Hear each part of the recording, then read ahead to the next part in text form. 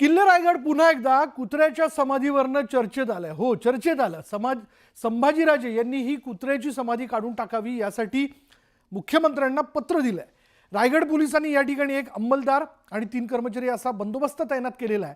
तर लाकडी सुरक्षा कठडा उभारून कुत्र्याच्या समाधीकडे जाणारा रस्ता बंद करण्यात आलाय. इथल्या परिस्थितीचा आढावा घेतला आमचे प्रतिनिधी दिनेश पिसाट यांनी. आपण आहोत छत्रपती शिवाजी महाराजांची समाधी आहे या ठिकाणी. ह्याच बाजूला तुम्ही या दृश्याच्या माध्यमातून पाहू शकता. या ठिकाणी कुत्र्याची जी समाधी आहे हीच समाधी छत्रपती संभाजी महाराजांनी पाडण्यासाठी सरकारकडे एक अर्जास्वरूपी एक निवेदन मुख्यमंत्र्यांनी दिले.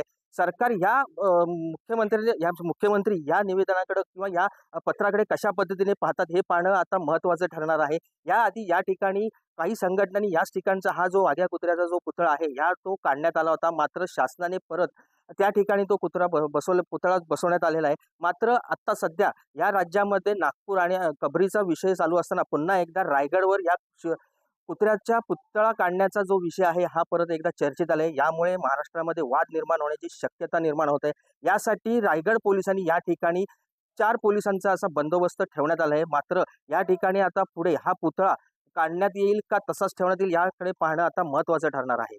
दिनेश पिसाट, न्यूज 18 लोकमत, रायगड.